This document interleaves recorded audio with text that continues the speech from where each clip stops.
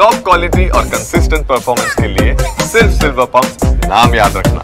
ಇವತ್ತು ಸುರತ್ಕಲ್ನಲ್ಲಿ ಸ್ವಶಕ್ತಿ ಮರ್ಡರ್ ಆದಾಗಲೇ ಎಲ್ಲರಿಗೂ ಕೂಡ ಇವತ್ತು ವಿಚಾರ ಪೊಲೀಸ್ಗಳಿಗೆ ಒಂದು ಪ್ರತೀಕಾರ ಆಗ್ತದೆಂಬ ವಿಚಾರ ಎಲ್ಲ ಕಡೆ ದಟ್ಟವಾಗಿತ್ತು.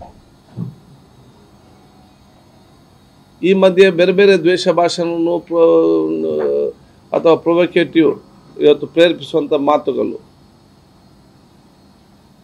ವಿಚಾರ ಕೂಡ ಬಂತು.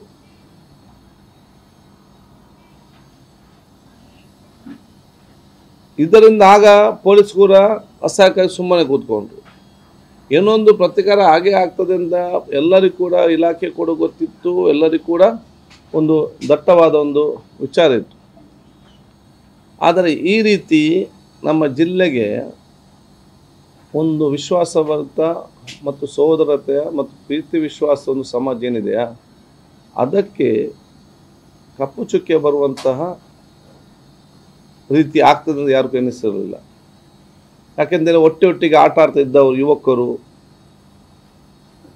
ಪ್ರತಿಯೊಂದು ಇಡೀ ಕುಟುಂಬಕ್ಕೆ ಪರಿಚಯ ಇದ್ದವನೇ,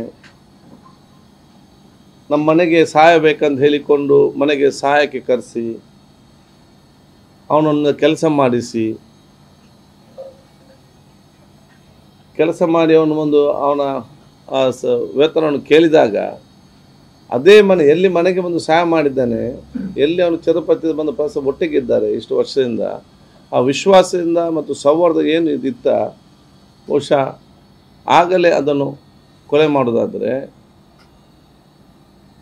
ಏನು ವಿಶ್ವಾಸ ಮತ್ತು ಸೌಹಾರ್ದ ಸಮಾಜ ನಮ್ಮ ಪರಸ್ಪರ ಏನಿತ್ತು ಗ್ರಾಮೀಣ ಮಟ್ಟದಲ್ಲಿ ಅದಕ್ಕೆ ದೊಡ್ಡ ಕಪ್ಪು ಚುಕ್ಕೆ ಅಂತ ಹೇಳಲಿಕ್ಕೆ ನಾನು ಇಚ್ಛಿಸುವುದು. ಆದ ಕಾರಣ ಯಾವುದೇ ಎಲ್ಲ ಕೇಸ್ಗಳು ಅದು ಫಸ್ಟ್ ನಡೆದಂಥ ಆ ಒಂದು ಅಶ್ರಫ್ ನಮ್ಮ ಮಾಬ್ಲಿಂಗ್ ಕೇಸ್ ಇರಲಿ ಉಡುಪು, ನಂತರ ಬಂದ ಸುಹಾಸ್ ಶೆಟ್ಟಿಯವರ ಮರ್ಡರ್ ಇರಲಿ, ಮತ್ತು ಈ ಕೇಸ್ ರೆಹಮಾನ್ ಮತ್ತು ಇನ್ನೊಂದು ಸಾಕು ಎಲ್ಲ ಆರೋಪಿಗಳಿಗೆ ಎಲ್ಲರೂ ಕೂಡ ಅವರನ್ನು ಸಮಾಜದಿಂದ ದೂರ ಇಡಬೇಕು. ಅವ್ರಿಗೆ ಯಾರು ಕೂಡ ಈ ರೀತಿ ಮಾಡೋರಿಗೆ ಯಾರು ಕೂಡ ಸಹಕಾರ ಕೊಡಬಾರ್ದು. ಅದು ಅಡ್ವೊಕೇಟಿಂದ ಹಿಡಿದು ಕೋರ್ಟಿಂದ ಹಿಡಿದು ಸಮಾಜ ಚಿಂತನೆ ಉಳ್ಳವರು ಹಿಡಿದು ಎಲ್ಲರೂ ಕೂಡ ಅದರ ಮಾಧ್ಯಮದಿಂದ ಹಿಡಿದು ಎಲ್ಲರೂ ಕೂಡ ಇವತ್ತು ಜವಾಬ್ದಾರಿ ಇವತ್ತು ಆಗಿದೆ. ಅಂಥ ಆರೋಪಿಗಳಿಗೆ ಕಠಿಣವಾದ ಶಿಕ್ಷೆ ಆಗಲಿ ಮತ್ತು ದ್ವೇಷದ ಕೊಲೆ, ರಿವೆಂಜ್ ಮರ್ಡರ್ ಎಲ್ಲ ಕೂಡ ಇಲ್ಲಿ ಸ್ಟಾಪ್ ಆಗಬೇಕು ಹೇಳಲಿಕ್ಕೆ ಬಯಸ್ತೇನೆ.